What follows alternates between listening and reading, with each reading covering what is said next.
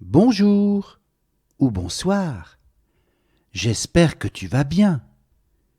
Aujourd'hui, je vais te raconter l'histoire de Madame Câlin. Allez, c'est parti. T'est-il déjà arrivé de trébucher, ça veut dire tomber, comme Madame Petite lorsqu'elle avait glissé du trottoir? Je suppose que oui. N'as-tu pas alors secrètement souhaité que quelqu'un s'approche de toi, te prenne dans ses bras et te console? Madame Câlin était justement cette personne-là. Madame Câlin avait une particularité, ses bras. Ils pouvaient en effet s'adapter parfaitement à toutes les personnes qu'elle voulait câliner. Que ce soit Monsieur Petit, après la chute d'une brindille sur son chapeau, ou Monsieur Malchance, après l'une de ses célèbres dégringolades, ou encore Monsieur Gourmand, après une indigestion. Madame Câlin était toujours là pour faire des câlins parfaits et arranger les choses. Et même quand tout allait bien, dans des moments heureux, comme par exemple lors des fêtes d'anniversaire, tout le monde réclamait un câlin. Madame Câlin pouvait aussi faire des câlins juste comme ça, pour le plaisir. Même les gens comme Madame Autoritaire avaient besoin de câlins de temps en temps. C'est normal. Tout le monde aime les câlins, n'est-ce pas?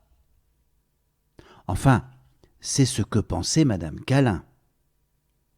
Mais un jour, alors qu'elle se promenait, elle entendit quelqu'un caché derrière une haie. Quelqu'un qui râlait, gémissait, soufflait et ronchonnait.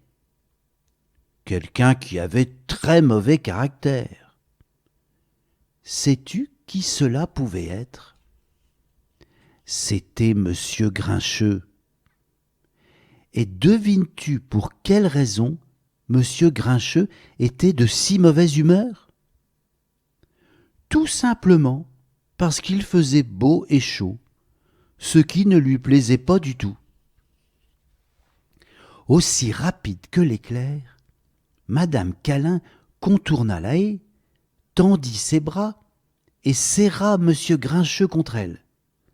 Enfin, c'est ce qu'elle essaya de faire, car soudain, il se passa quelque chose qui ne lui était jamais arrivé. Monsieur Grincheux la repoussa. « Laissez-moi tranquille !» cria-t-il.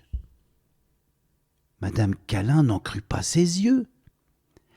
Personne ne lui avait jamais refusé un câlin.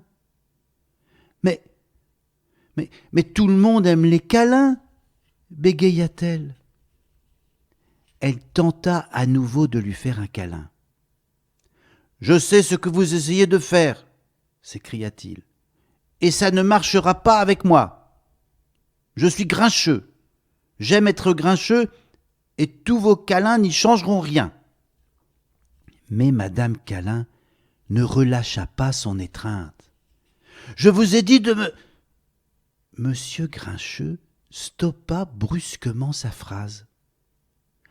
Un étrange sentiment venait de l'envahir. Une sensation qu'il n'avait jamais ressentie.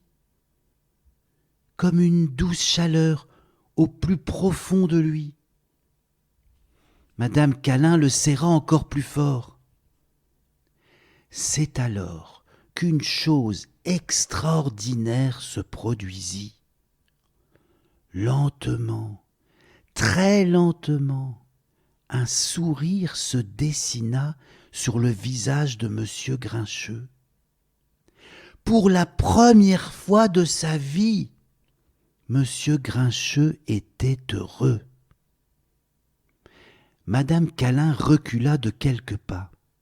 « Je dois avouer que vous avez un très joli sourire, dit-elle.